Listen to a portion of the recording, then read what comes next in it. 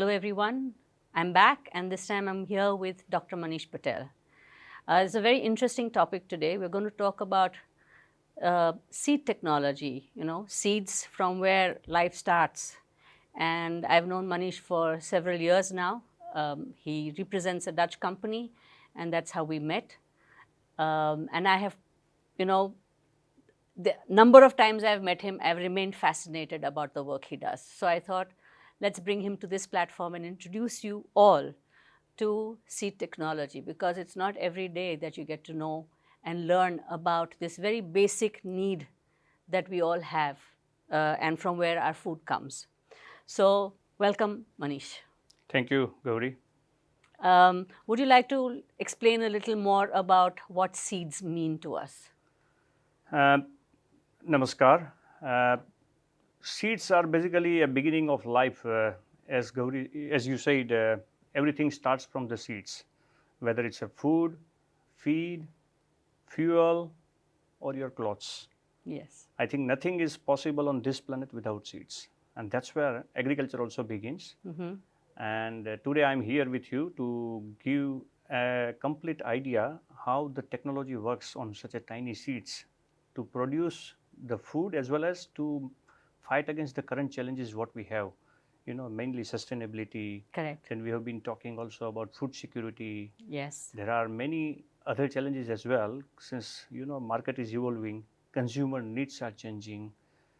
So how seed technology can play a vital role in solving all this problem?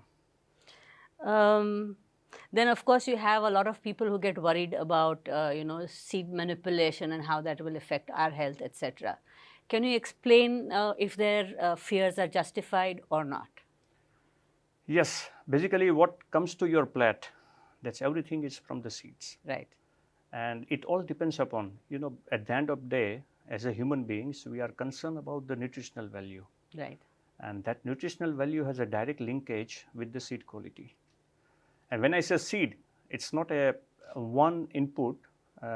When you go in the background, I think there is a couple of technology and the science involved in developing the seeds. So in a simple language to the farmers, if the selection of seed is not good, then I think his complete season will be failure and he may not be fetching any profits. But when he selected good seeds, which ended up with a very good nutritious food, and also it's good for him in terms of profit.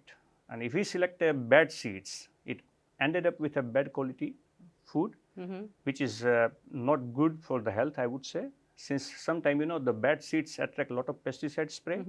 It also needs intensive care in terms of nutrients management, so you may need to add more fertilizers.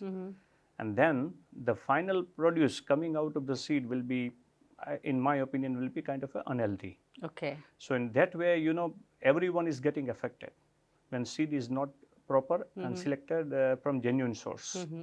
And how do you kind of go about this whole process of ensuring that the farmer has the right seeds and the quality of the seeds is great, and then what you get from those seeds, that whole process, of course you are helping farmers to understand but also supporting them in this process, right?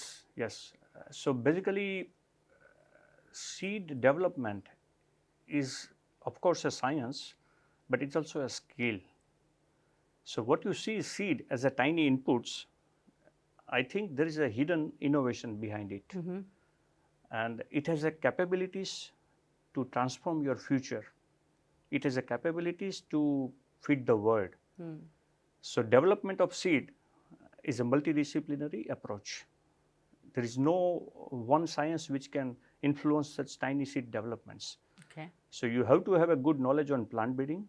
You have to have a good knowledge on climates, weather, since you have to breed the seeds which can fight against the climates. Right, and every climate is different and every seed has to be adjusted towards So that. when you look at the land, I think the land around Ahmedabad is different than the land around in Saurashtra, right, or maybe land in North Gujarat. Yeah. So when you travel a few kilometers, everything is changed. So while breeding the seeds and developing the seeds, a lot of knowledge you need, since the final output has to meet the farmer's need also and has to meet the consumer need also. Correct. So in our opinion, any development of seed takes a quite long time, normally developing of any new varieties, you might be going to the markets and eating or choosing a couple of tomatoes. Yes. But one type of tomatoes, if I have to develop, it takes easily 10 to 12 years. Okay. So 6 to 7 years is only developing that small tiny seeds, where we try to manipulate the useful traits for the humans. Sometimes you like sour taste, sometimes you like sweet taste. Also, you have to keep in mind what kind of disease we have to keep in mind while developing the seeds. So I think development of seeds basically 6 to 7 years, and then after once seed is developed, the breeding through breeding that genotype is developed, you need to again think around how that seed can germinate into a healthy plants. Because if it doesn't give a birth to a healthy plant, maybe that field will not survive. Correct. And then you need to work around seed technology. How you can provide all the nourishment around the seeds. How can you protect that emerging seedlings from insect, pathogens. Also there is sometimes weeds. So many things you have to keep in mind. Sometimes also, there is no water. And still that seedling has to survive. So we call stress tolerance capability. Correct. Correct. So while developing seeds, of course you have to consider a lot of criteria, but after the development of seed, again you have to work around seed technology so that that seed perform better in the farmer's field. So putting it in very layman's terms, when let's say a lady gets pregnant, the added nutritions that she's given so that the embryo grows properly and that the birthing process is made easier is the kind of thing you do for the seeds. Exactly, because I always compare, even in our company also, the seed is a dormant embryo. Right. And the embryo is always sensitive, and playing with an embryo is also dangerous. True. So if you don't care, it may not end up with a birth. Right. So like what we do a care for a pregnant lady, same thing, you have to take care of the seeds. And around the seeds, you have to put all the protections, all the nourishments, so that that seeds turn into a healthy plants. And if there is a healthy plants, then healthy field and healthy fruits. So very common equations. But I think very few people knows about delicacy of the seeds in general. And it again varies a lot from crop to crop. In Mother Nature, some crops are very hardy. For example, castor. You have seen castor plants across the road everywhere. Nobody takes care, but still it germinates and it survives very well. But Mother Nature has given some racinic alkaloids inside the castor plants so that no one eats it, no pest comes, no disease comes. It's immune inside. Right. And some crops are very delicate. Whatever vegetables we eat, whatever fruits we eat, and then you need a lot of care around it. Right. So can you explain step by step the process of getting a seed ready for this planting and till it grows up? See, as I said, breeding of seeds is a... Sorry to interrupt, but I remember once you told me the easiest way to check whether a seed is good or bad is just put it in water. If it floats or if it sinks, that's your first test, kind of. Yeah, in some crop it works. Okay. Means, it's a very simple logic. If seed is properly developed, that means seed is having enough weight. And there is an embryo inside and there is an endosperm, we call in our language. So endosperm is a stored food to the embryo. Okay. We all knew plant develop the foods through photosynthesis. Right. Now seed is such a tiny inputs, there is no photosynthesis process in the beginning. So to come out the shoot and the roots out of the seed, it needs its own food. Okay. Now coming back to the development of seeds, the research of the seeds specifically happens in the discipline called plant breeding and genetics. It's a specific stream within agriculture where you can do your master's, PhD and postdoctoral. It's only focused on developing new breeds, new varieties. And that's the 6 to 7 years time. Then after you have to start working around seed technology, and also at the same time you have to start trial in the farmer's field, which is normally 2 to 3 years. Okay. Because you have to really make sure that that seed is capable to grow under target climates. And if it's performing well consistently over 2-3 seasons, then you gain some confidence. Okay, now you can market it. And then you have to start multiplying the seeds. So then the real story starts. So multiplication, because seed cannot be manufactured in any facility or any factory. Correct. Again, you have to go in open field or a greenhouse. Correct. So you go there, you multiply it, which is going to take at least 1 or 2 years. Then you bring that in the market. So altogether, we say 1 decade is minimum to bring a new genotype, new variety to the markets. So what everybody thinks that anybody can be a farmer and you just take seeds and you throw it and you farm is not the case. Becoming a farmer is easy. Yeah. You can pick anything and you can grow if you do not have a purpose clear. Correct. You do not have a target clear. But if you really want to make a profitable farming and you want to hit certain targets, for example, I am in Ahmedabad and I knew Ahmedabad eats a lot of cucumber, for example. Again, cucumber only for sandwich purpose. Then I have to choose that kind of seeds first and I have to explore. And then only then I have to also understand how can I grow the healthy and more from less. And that we call agronomical knowledge. And if you understand that, then only I think your farming will be profitable. Correct. So developing seed is a job of seed company who keeps doing a lot of research and innovations. And before they bring it to the farmers, they do also a lot of trials internally and externally. And then they only release the product in the market, but they also need to register their product with the government. They need an approval by governments before it goes to the market as a selling. And there is also a lot of other process, because once the seed is multiplied at a farmer's level, the seed will come to the company, they will do processing, cleaning. After cleaning, they again do seed enhancement, which we call putting some nutrients for plant protection products. And then they have to do quality check again. Okay. And there are government norms around each crop. So company have to make sure that this outgoing seed is meeting those quality standards. And once the quality test results are okay, then the seed will go to the market. So it's a quite long process, quite complex, but full of science. There is no I would say, anything without science. And that's why we are slowly now moving from traditional way of doing farming to a kind of a scientific approach or modern farming. And how is that process going? I know you're very active in all the seed associations. Yeah. You have started the state one and you also part of the national one, and I see you also in the Asia conferences, Yes. etc. So I understand that there is a lot of work being done, a lot of policy work being done, but also a lot of spread of the word to farmers and other people who are concerned. And you have been active more than 20 years, I think, now in 30. this field. 30 years. 30 years. So The time flies, huh? yeah. And how would you say in your 30 years, where do you think we are? At what percentage have we reached? I think agriculture is, without limits. There is no boundaries. And I think that's the only, and I feel always proud and fortunate because that's the only field where no boundary, sky is the limit, and immense opportunities in terms of, developing your career. Right. And one should have a clear purpose. For me, it was my passion to work on the seeds. Because I was always getting curiosities when I was going to farm with my father. And then at that time, let's say 1980s eras, at that time, basically the seeds were not from private company, it was always from governments. Okay. And again, to get a seeds from government, you have to stand in a queue. And without that, you cannot do your farming, because farming starts from the seeds. Yeah, yeah. And then the whole village is growing one variety. Correct. Now I can realize how big risk we were taking in the village at that time. Yes.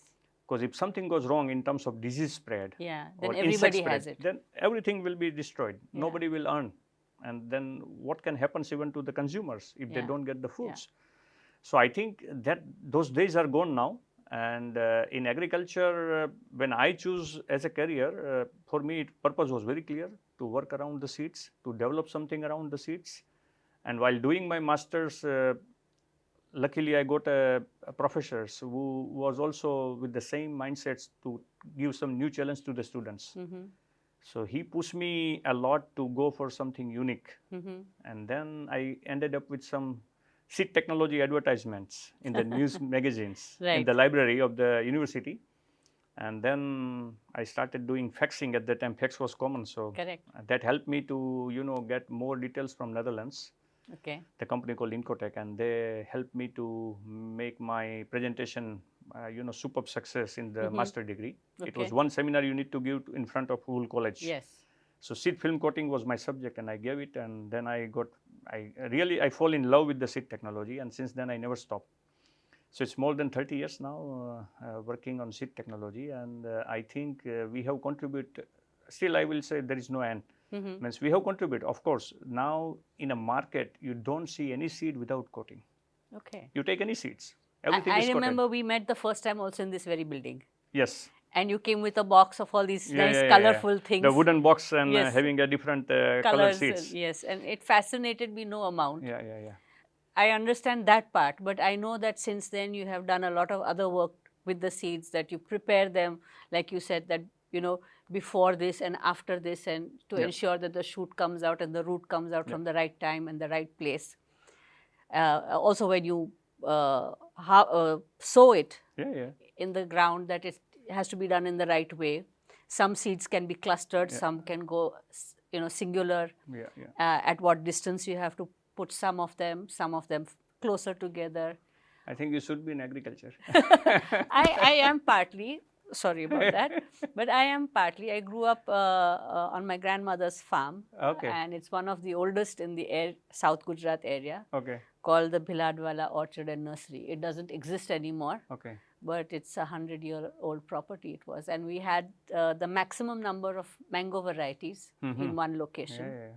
So from that perspective, I think everyone has direct or indirect connections with agriculture. Absolutely. On this planet, agriculture is the oldest industry. Absolutely.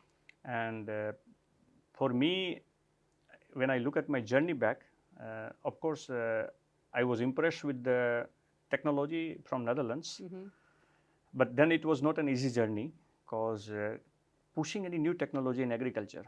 And in India. In India, where the farmers are almost illiterate, I would say, and also there is no. But is that changing? It's changing. It's changing now, but it's an alarming situation, of course, for the Okay. country, because see, Yes, when we it comes hear- to agriculture, people think it's something which is a dirty job. Yeah. One first impression comes. Second, it's not making that much of money. Profits. So there is a mentioned lighter notes, I would say. Sometimes people say, if you have to become millionaire or billionaire, go for some industry, other industries. Yeah, yeah. And if you want to become a poor, go for agriculture. And why it is that? Because agriculture is kind of an unorganized industry. Regulatory parts are still evolving. Again, anything which is linked with the farmers or related with the farmers, I think the policymakers are also very, sensitive. They don't want to change it so fast. It is also the largest vote bank, probably. Largest vote bank. So many factors are there behind it, and that's why the landscape, the traditional landscape, is hard to change. But for me, it was a, quite interesting journey. I'm fully satisfied, because the technology which I learned, understood, I'm able to commercially convert 100%. And it's available in the market. Farmer's hand also now, in almost all the seeds, whether it's a vegetable, field crops, or pasture and grasses, every crops. But that's the only one technology I'm talking. There are many more technologies which can deal with current situation actually. So when I started working here in India on seed technology, there were no institutions offering such courses or masters or PhD on seed technology. Really? And that was to my big surprise, because India got independence and started focusing on food security. Yes. And I think we all were surviving at that time on imported red wheat from USA. Correct. That was the only source, and still many people were dying because of the hunger. Yes. And I think many years India was under that, below hunger index. And I think Green Revolution was one of the reasons to start, to mitigate the hunger issues. So revolution was started, and government was pushing towards new genetics, high yielding varieties, a lot of fertilizer push. In the beginning, I remember farmers were not ready to use any fertilizers, because it was not a tradition. Yes. And then GNFC came. Yeah, so all cooperative movements started, and they started giving free of cost demonstration of fertilizers. So in short, when there was a need of food, government tried its best to push all chemicals so that we can produce more and we can fill the stomach of more people.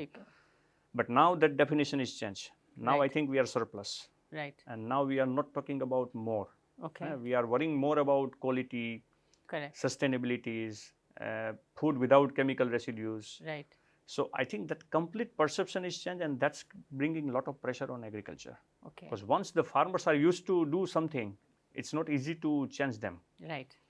In my experience, when seed came to the Indian market, coated seeds, it was quite colorful, looking, very attractive, which farmers have never seen before.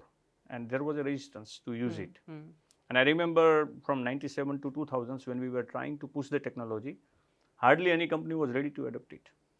In 2001, we got a first break, where we were able to convince at least 2 companies to use our technology on seeds. And so you're talking about Indian companies? Indian companies, Indian companies at that time. Because Indian market is one of the typical market in the seed industry. When you look at the global, I think we are the 5th largest seed market in the globe. With our population-wise, we are 1. And we are size-wise, so yes. Size-wise, in terms of population, we are the largest, but agriculture-wise, seed market perspective, we are 5th. Okay. Even land geography, when you go and Google, we are not number 1 in terms of geography. I mean the available cultivable lands. So for us, challenge is big. And the way India is growing in terms of industrial growth, residential growth, the land is diminishing every year. Yes. And that's creating another pressure. How can we produce more from less resource, which could be land, which could be water, which could be even less input cost. Because nowadays you have to make farmers realizing profit, otherwise they will quit the farming. Yes. Then what will happen? Yeah. So less input cost is more important in current scenario. And again, the final product which is going to a consumer, where consumer is expecting no chemical. So that's bringing a lot of pressure on seed again. Because if you have to grow a crop which doesn't need any pesticide, which doesn't need any fertilizers, then you have to make very powerful genetics. Yes. And that genetics should be able to survive without nutrient supports, without protections. So we have to inbuild a kind of a resistance in the seed itself. And we call it responsive variety and non-responsive varieties in the genetics. Okay. So it's a different approach to the seed development. But I think with the growing needs, growing change in the markets, seed companies are able to produce those kind of genetics. Of course, the new technologies which I am talking after seed coating, like pelleting, priming. Can you explain each of these words, what they mean? So when I say seed pelleting, it's something, like making at small tablets of the seeds. Okay. And this technology was developed in the past in Netherlands for lettuce. Okay. Now lettuce you are eating always in a burger and salads, but when you look at the lettuce seed, it's look like a cumin, jeera seeds. Yes, yes. Very small one. Yeah. And if you have to plant a million of seeds, it's not easy to put one by hand. And then they develop small tablets in Netherlands, and through that the pelleting technology came in the market. So pelleting is all about making small seeds to a bigger in size, and you put a lot of powder layer around it, and while putting it, you put a lot of nutrients, pesticides, and fungicides. Okay. And in nowadays, we are all looking for microbioles. Yes. So you also put some microbioles in that pellets. So that's we call, the complete balanced pellets, which contains everything around the small tiny seeds. And once it goes in a field, and another benefit of making it bigger is you can use mechanized equipment to sow it. Right. So that you can do precision farming. And precision farming is one of the, I would say, modern agriculture concept, where only you can bring quality foods with a less resource. So pelleting technology is doing wonderful, and Indian agriculture need it also, because now labor cost is increasing, and that's forcing agriculture to go on mechanized concept. And in few crops, I think our farmers were having a traditions to do transplanting. I think when you drive the car across the highways, no, I live across from a farm, no? Oh, okay, yeah. So my balconies open out into and then you can see the farm of Bhavnirjar. Yeah. So nowadays, farmers are like, we are living around paddy areas basically. So a lot of farmers are doing transplanting one by one through a labor, and it's quite intensive job, also costing a lot. But through pelleting technology, you can do direct sowing. You don't need to go for transplanting. Okay. So farmers can save a lot of money, and there is a direct advantage. Now on one side we say USA, Europe, they are much advanced in agriculture, and they have a less people, but still they produce highest volume. Yes. I mean, this little country called the Netherlands Yeah. is now the second largest food exporter in the world, agro-exporter. So being so tiny in terms of geographic locations also, and in terms of population also, Yes. but still they produce highest per acre. Yeah. And the reason is that it's a combination of genetics and the right technology, and that they have understood quite in early stage. Yes. So they adapted it. Right. So I think seed pelleting has already proven its role in developed world, and for developing country like India, crop like onion you think, carrot you think, even the crop like tomato, hot pepper, sweet pepper, these all are tiny seeds, Right. and it needs pelleting technology. Okay. To improve the performance, and also to make sure that the farmers can grow the crop without any chemicals. Right. And then another technology I said is priming. Right. So priming is exactly again the same. Like I will, in simple word, I will say it's like a human baby. The pregnant lady can deliver baby only on 9 months. Right. In Mother Nature, when you produce the seeds on a plants, and seeds get set on the plant at a different dates based on the flowering and pollination happens. So every seed has a different birth date. Correct. The first pollinations to first seed will become its more mature. Farmers harvest at the same time. Yes. So harvesting is a common date, but the seed set is a different date. So some seeds will be immature, some seeds will be mature, and some will be over mature. Right. For example, if you take one single tomato and you cut the tomato, you see a lot of seeds. Correct. Let's say 400, 500 seeds inside.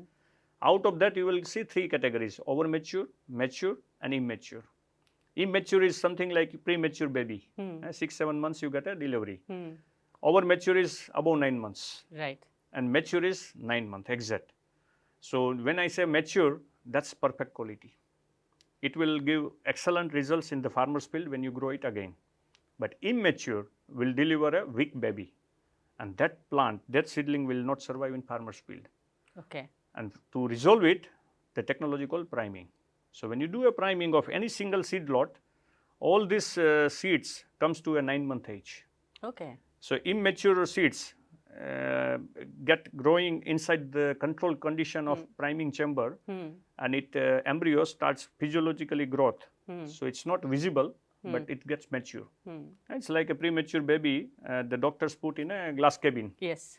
And let a few days the baby grow under the critical observations. Critical care observations. Yeah. Yes. So same thing we do in a priming. If you visit our company, you will see those priming chambers where we control 4 parameters, because for any seeds, oxygen, temperature, humidity, and light. Right. These 4 factors, if you understand well, then I think you can awake the embryo and let embryo grow for a few days, and then you stop it. Now, stopping of embryo growth is very delicate. If you do a mistake, it will die. Correct. So priming is one of the wonderful technology, and I think priming can push embryo to grow faster under any unfavorable condition. Okay. Like your 9 month is over in human being, then baby will be out. Right. Whether it's the blackout, or there is a high temperature outside, or there is a curfew in the city, but it will happen. Same thing in a priming. Once the seed gets enough moisture and enough temperature, which is needed by that seeds, it will sprout. Right. And those prime seeds will sprout at the same time, uniform. And that's another beauty. And so then the babies that come out of it, let's say the new seeds will also be probably better More uniform. and more uniform. Yeah. Because nowadays what happens in a traditional farming, farmers put seeds in the field, few seeds comes 3rd day, few seeds after 7 days, few seeds after 10 days. So when you look at the crop, I think it's quite uneven. Yeah. And that's why the plant which came early, flower early. Right. So we'll also get seeds early. But the plants which come late will get very late and immature. And that's why any farmers who harvest any crop is always a mixture of everything. Yeah. And that's where you need a seed technology. If you have to use that crop for a next seed cycle, you need a technology. Right. So that that seed can again give a better performance. So priming is one of the dream technology for any seed technologies. And in India, I think we are the country with, we always say we are, every province we have 4 corners. Every corners have a different agroclimatic conditions. Yes. So priming is another technology which can fight against the changing climates. Okay. For example, in a seed technology, when we do a priming of any seeds, we can push the natural germination temperature limits by 10 degree plus and minus. I will give you a classical example of cumin, jeera. Gujarat is known for jeera production. Rajasthan is known for jeera production. Yes. So it's also one of our mission that how can we contribute to the local farming. So we initiated this project 10 years ago. And if you ask any jeera farmers, cumin farmers, can you grow cumin in early winter, whenever Bhadrava, the hot, the monsoon season is near to over and winter to start, the temperature is always 30 degree, 30, 32. Cumin by nature cannot germinate above 25. Okay. And when we understood the local ecosystem, farmers wanted to grow early. Why? Because the monsoon is over, there is a limited water in the well, and if they do not plant early and rest of the farmers start sowing early wheat and other crops, they will pull out the water and water level will go down. So they wanted to use available water and they want to make sure that the crop is also getting harvested early so that they can fetch higher price. So in the month of let's say October, September, October, which is the end of monsoon, you want to grow cumin, then you need to make sure that the cumin can germinate under 35 degree temperature. So we started working with the priming, and now the prime cumin can germinate at 20 degree also and at 40 degree also. Oh wow! Such a big temperature window it got. The reason is the embryo is well developed inside the prime seeds. Yeah. It just need water. The moment water comes in, it comes out. Whether the temperature is high, it doesn't care. Okay. And that's why we say priming is one of the very important tools to fight against the climate. Because climate is beyond your control. Correct. You cannot control it. I remember one of the Dutch agricultural counselors who always said, there's only one god in India, the rain god. Yes. And Indian agriculture is completely rain-fed, means we don't have that luxury to have all canal irrigation everywhere. Yeah. Of course, north part of India have some canals, south part have, but I think in a central part, we do not have that luxury. So we have to always depend on rain. And nowadays, thanks to a couple of weather models where you can at least go and predict. Yeah. And you can still understand when the it will be rainy or non-rainy days. Yes. And accordingly, you can plan your agriculture work. So after priming, what is the next step? After the priming, basically seed looks like a seed, Yeah. but inside the embryo is grown up. Yeah. So basically, then you need to put around certain, plant protection products. And we are promoting a lot because it's always good to have a less chemical in your food. Yes. So when you put such a tiny amount of fungicide or pesticide around the seeds, then you can eliminate certain number of sprays in the beginning. Yes. So that will bring, quite healthy foods to your plate. Also, your soil remains Soil also better. remains, without chemicals. Yes. So seed technology is one of the alternatives to replace the chemical in the field. And especially when you grow a crop in a greenhouse, it's fantastic. Because in a greenhouse, anyway, everything is controlled. So you don't get any natural disease or any insect attack. Everything is controlled. So only what you need to do is a few protections from initial fungal, which is normally in a media or soil, and then you need nutrients more. So you can. So basically, you're avoiding the spraying, which will affect your air quality and your soil quality. Yeah. And if you're near a water body, then also polluting your water body. Yeah. So anything remains in a soil at the end, with the rain, everything goes drain out and goes to the water. Yeah. So it comes to again your food chain. Yeah. So this way you're holding it to this level. Yeah. And reducing the pollution. So when we put in a seed, we always say it's a precision way. Because in a normal practice, what farmer does, they just put in a soil directly. It's everywhere. Now seed is not everywhere. So if you put one seed here, and then whatever you spray in between is a waste. Yes. But if you put everything on a seed, then you are putting the place where it is needed. Right. And it's quite optimal in terms of usage. So it will help you to produce without chemicals, good quality, and again I think your expense will be less. So you can increase your profit. I think we've covered almost everything. You've talked about what youngsters should look forward to and go after in education if they're interested in agriculture. Yes. You've talked about the quality of the seeds, how it affects the environment, how it affects us, and how it affects the farmer. But still, for students, I would like to say something. Yes, please do. Since I think nowadays everyone is talking about startups and all, and of course the agri-tech startups. I think we are the second largest ecosystem of agri-tech after USA. Okay. And agri-tech startup has a lot of potential in this country, because as an agriculturist, what I feel, the agri-tech is lying at the same stage where fintech used to stay a couple of years ago. And we are at a juncture now where it's not about traditional farming, but we do have a well advanced genetics available. And nowadays there is no border for the seeds. You can import seeds from anywhere. Oh, okay. Yeah. So if you travel somewhere and you like some nice varieties of cherry tomatoes, lettuce, go for it, understand it. And so farming perspective, I think we are standing at such a juncture where everything is available to you. Against, there is a big challenge like, food security, sustainability. So I think that's one of the big purpose. When you run some industry, you have a small purpose, but this is a big cause and big purpose. So anyone who wants to make a career with such a big purpose, purpose-driven, and if he or she is a tech-savvy, then I think agriculture is the best. Okay. Because it's not only about food, but also about a lot of other things to meet. And now we are talking about ethanol. Yeah. Again, agriculture comes in a picture. Yes. And you talk about any new smart textile. Yes. Again, agriculture comes in a picture. You talk about processed food, value-added foods. Again, agriculture comes in a picture. Yes. You talk about animal products.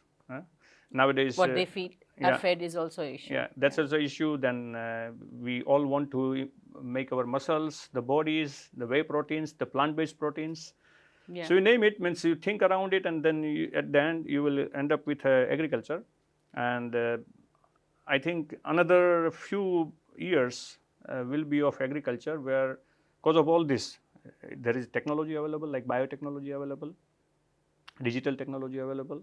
Market linkage are much better than earlier days. Yes. What would you say to a lot of farmers who are selling their land for profit to builders?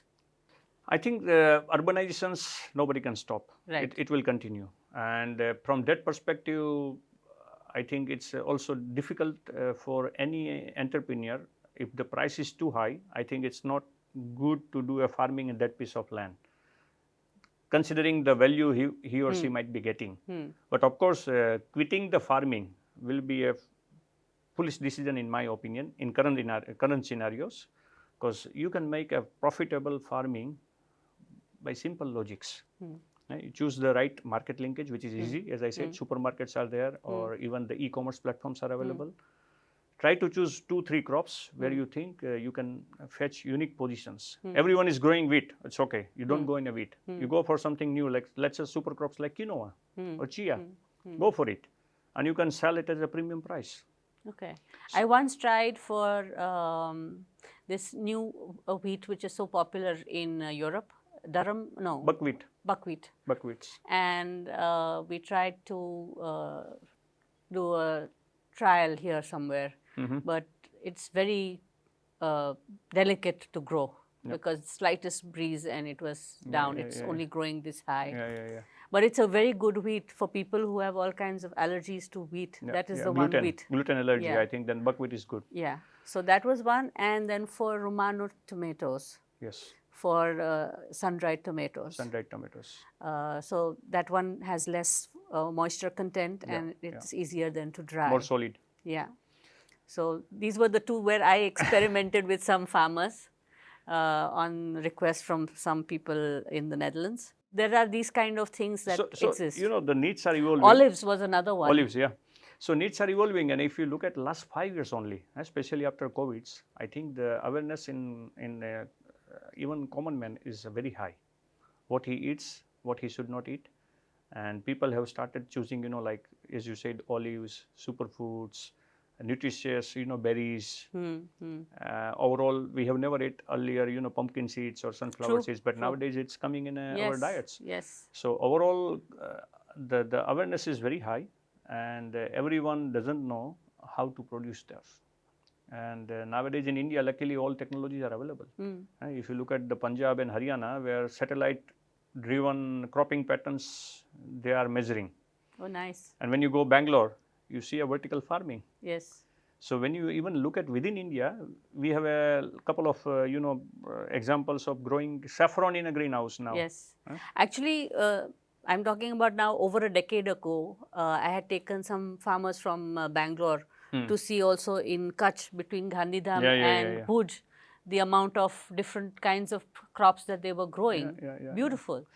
So, and the gentleman from Kerala, when he came to Kutch, he said, "This is not Kutch.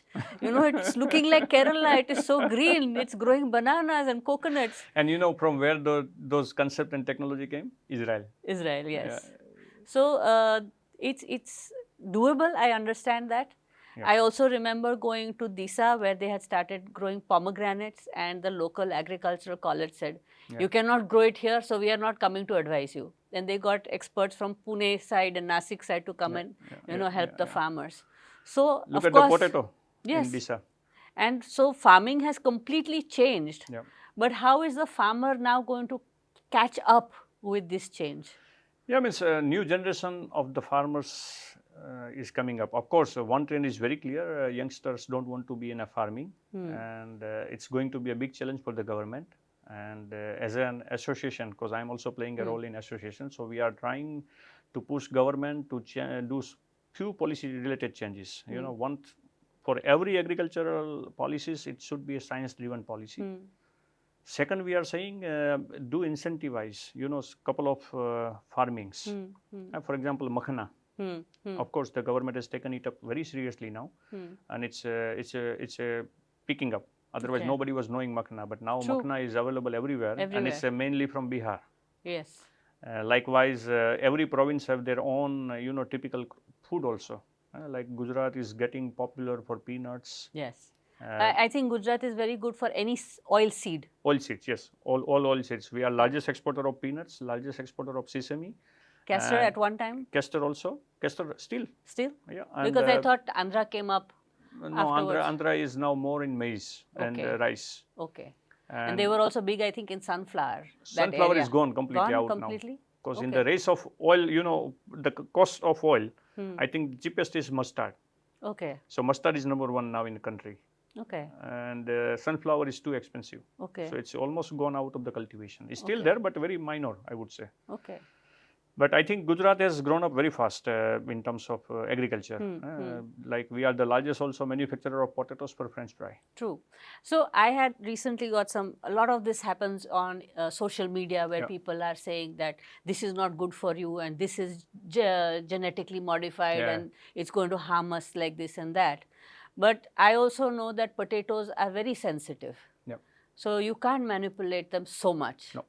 And so this whole thing that, eating French fries is very bad for you. I said, as far as I'm concerned, the potato has nothing wrong with it. Probably the oil in which you fry it could be detrimental for you, but the potato is definitely good. And nowadays, I think the companies, those who are involved in production of those contract, it's a purely contract farming. Yes. And they do have apps. Each of the grower have apps. And the companies are, making the inspection. Farmers are also free to take the picture and upload in apps.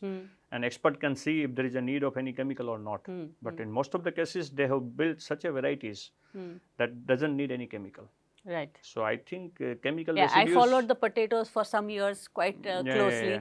So also from shifting from this gunny sack jute bags to the netted bags. Netted bags. So again, I think in the past when it was all sugary potato, now it's a sugarless potato. Yes, so that was also something that I explained to whoever was putting this meme up, that if you don't harvest potatoes in the right time, also everything goes wrong.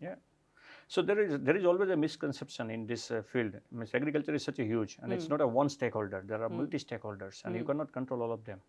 So like GMO, you says, so there is a lot of myth around GMO. But I think the developed world like USA or even in China, you name it, every crop has a GMO. In India, we only have a GMO in cotton. Okay. The government is not allowed to have a commercial farming of any other food as a GMO crops. It's like Europe. Europe has taken very stringent stand, I would say. Yes. They don't want to promote GMO.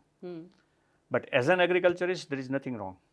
I think GMO is also safe food, and it's proven. And it's not like new. It's almost now 30 years old food on this planet. Right. And whatever cornflakes, I think, coming to your plate is GMO. So, like I said, my grandmother and her family were farmers. So, she used to do a lot of grafting, which is also a form of messing up with the plant, right? You do it at seed level, and this is at adult level. Adult level. And when the pollution increased in South Gujarat, and the Alfonso was very difficult, so what she did was she took the adult Alfonso trees and she cut them off and she grafted kesar on it, which is a little hardier. So she didn't have to wait for kesar to grow from the beginning, but she redid this. And she also knew how to do stone grafting. So on the pit, which a lot of agricultural universities also do not know how to do that. So I think in horticultural crops also there is a revolution, and that's where I think grafting is playing a vital role. Because nowadays you must be seeing on social media also farming of apple in Rajasthan, farming of cashew nuts in Gujarat. Yeah, and it's we also grew some cashew nut trees. Yeah, so everything is possible nowadays. I think earlier there were restriction of getting genetics, and there was no knowledge. Now knowledge is like last month I was in Jalgaon. And I see black pepper farming. The capital of seeds. Yeah. So basically, I cannot even think of having a black pepper in that location. Yeah. Black pepper, when it comes in mind, it's always Kerala, South. Yes. But nice black pepper, and they have been doing it more than 5 years. Profitable business. So it's all about, how do you see the markets and the linkage, and from where to get the technology to pull and to use it in a right way so that your business become profitable. It was again enlightening and a pleasure to speak to you, Manish. Thank you. And I hope that everybody else also learns from this, and it's good information for you. Not to worry, India does not have GMO seeds except in cotton. So this is also something that I think is very important to clarify. Till next time, thank you so much.